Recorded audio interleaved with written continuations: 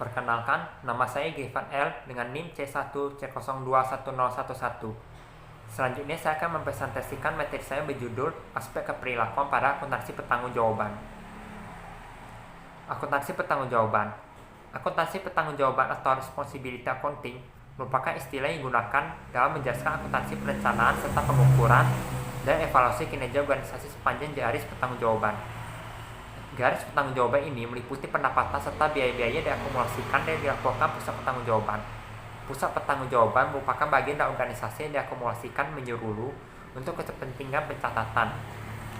Asumsinya bahwa seseorang pada pusat pertanggungjawaban mempunyai pengendalian terhadap seluruh catatan tersebut. Masing-masing pusat pertanggungjawaban dan organisasi hanya bertanggung jawab atas pengendalian terhadap pendapat dan biaya sendiri secara keseluruhan. Akuntansi pertanggungjawaban versus akuntansi konvensional. Akuntansi pertanggungjawaban tidak memiliki penyimpangan apapun dari prinsip akuntansi terima secara umum. Akuntansi pertanggungjawaban berbeda dengan akuntansi konvensional dalam hal cara operasi direncanakan dan cara data akuntansi diklasifikasikan serta diakumulasikan. Dalam akuntansi konvensional, data diklasifikasikan berdasarkan hakikat atau fungsinya dan tidak digambarkan sebagai individu bertanggung jawab atas kejadian dan pengendalian terhadap data tersebut. Oleh karena itu, data akuntansi konvensional mempunyai nilai yang terbatas bagi manajer dalam memantau efisiensi dari efektivitas harian mereka. Akuntansi pertanggungjawaban meningkatkan relevansi dan informasi akuntansi dengan cara menetapkan suatu kerangka kerja untuk perencanaan, akumulasi data, dan pelaporan sesuai struktur organisasional dan hierarki pertanggungjawaban dari suatu perusahaan. Jaringan pertanggungjawaban. Jaringan pertanggungjawaban didasarkan pemikiran bahwa seluruh biaya dapat dikendalikan dan masalahnya hanya terletak pada penetapan titik pengendaliannya. Untuk tujuan ini, struktur organisasi perusahaan dibagi dalam jaringan pusat pertanggungjawaban secara individual. Sebagaimana didefinisikan National Association of Accountants, struktur organisasi perusahaan, unit organisasi yang terlibat dalam pelaksanaan fungsi tugas atau kelompok yang saling berkaitan dan memiliki seorang kepala yang bertanggung jawab pada aktivitas unit tersebut.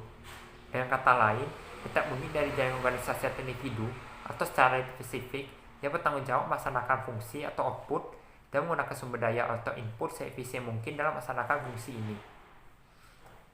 Jenis-jenis pusat pertanggungjawaban. Pusat pertanggungjawaban atau responsibility center individu berfungsi sebagai kerangka kerja untuk mengukur dan mengevaluasi kinerja dari manajer segmen. Pusat pertanggungjawaban dikelompokkan menjadi 4 kategori. Setiap kategori mencerminkan rentang diskresi atas pendapatan dan atau biaya serta lingkup pengendalian dari manajer bertanggung jawab. Pertama, pusat pendapatan. Jika tanggung jawab utama seorang manajer adalah penghasilan pendapatan, maka segmennya sebaiknya diperlakukan sebagai pusat pendapatan. Pusat pendapatan merupakan pusat pertanggungjawaban di mana outputnya diukur dalam rupiah, tetapi tidak dihubungkan dengan inputnya. 2. Pusat biaya. Pusat biaya merupakan bidang tanggung jawab yang menghasilkan suatu produk atau memberikan suatu jasa. Manajer bertanggung jawab atas pusat biaya memiliki diskresi akan kendali hanya atas penggunaan sumber daya fisik dan manusia yang diperlukan untuk melaksanakan tugas yang diberikan kepadanya. 3. Pusat laba. Pusat laba adalah segmen di mana manajer memiliki kendali atas pendapatan maupun biaya. Manajer dievaluasi berdasarkan efisiensi mereka dan menghasilkan pendapatan dan mengendalikan biaya. Keempat, pusat investasi. Manajer pusat investasi bertanggung jawab atas investasi dalam aset serta pengendalian atas pendapatan dan biaya. Mereka bertanggung jawab mencapai margin kontribusi dan target laba tertentu serta efisiensi dan penggunaan aset. Korelasi dengan struktur organisasi. Untuk berfungsi memadai, pusat pertanggungjawaban seharusnya sama dengan struktur organisasi. Pendekatan yang digunakan dalam mendesain struktur organisasi dan dalam membebankan tanggung jawab bervariasi dari perusahaan ke perusahaan, bergantung pada pilihan manajemen puncak dan gaya kepemimpinan. Pertama, struktur vertikal. Dalam struktur vertikal, organisasi dibagi berdasarkan fungsi utama tanggung jawab secara keseluruhan untuk fungsi produksi, penjualan, dan keuangan diberikan kepada wakil direktur yang mendelegasikan tanggung jawab pada struktur di bawahnya sesuai dengan hierarki. Namun, tanggung jawab akhir untuk setiap fungsi tetap berada di tangan mereka. Kedua, struktur horizontal. Jika maksudnya untuk membebankan tanggung jawab atas laba dan investasi pada beberapa direktur, maka struktur horizontal untuk pendelegasian tanggung jawab adalah yang paling sesuai. Struktur tersebut dapat dibagi berdasarkan produk atau area geografis. Masing-masing wakil direktur mengendalikan pusat laba dan investasi daripada pusat pendapatan atau pusat biaya fungsional. 3. Pemilihan struktur. Tidak satu pun struktur tersebut yang lebih superior. Efisiensi penggunaannya bergantung berbagai faktor lingkungan. Pada perusahaan kecil, Presiden Direktur mungkin memilih tetap mengendalikan seluruh aktivitas dan hanya mendelegasikan wewenang dan tanggung jawab secara parsial berdasarkan fungsi. Menetapkan pertanggungjawaban.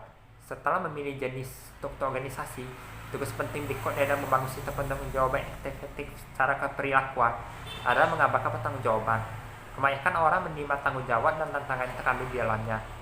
Tanggung jawab terhadap sesuatu membuat seseorang merasa kompeten dan penting. Hal tersebut mengimplikasikan wewenang pengambil keputusan dan dapat motivasi mereka untuk memperbaiki kinerjanya. Tanggung jawab adalah pemenuhan dari suatu pekerjaan. Tanpa hal tersebut, moral karyawan akan menderita.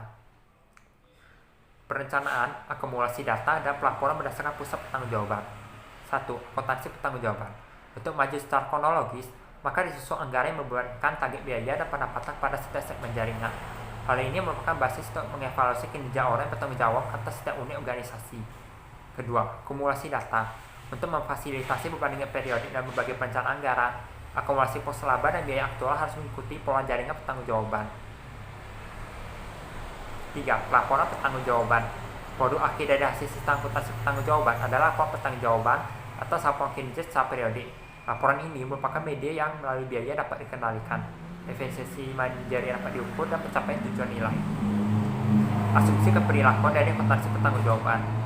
Perencanaan pertanggungjawaban, akumulasi data, dan sistem pelaporan didasarkan beberapa asumsi berkenaan operasi dan perilaku manusia, meliputi manajemen berdasarkan pengecualian atau MBE adalah mencukupi untuk mengendalikan operasi secara efektif. Kedua, manajemen berdasarkan tujuan atau MBO akan menghasilkan anggaran, biaya standar, tujuan organisasi, dan rencana praktis pencapaiannya yang disetujui bersama. Ketiga, struktur pertanggungjawaban dan akuntabilitas mendekati struktur hierarki organisasi. Keempat, para manajer dan bawahannya rela menerima pertanggungjawaban dan akuntabilitas dibebankan pada mereka melalui hierarki organisasi. Kelima, sistem akuntansi pertanggungjawaban mendorong kerjasama dan bukan persaingan. Sekian presentasi dari saya, terima kasih.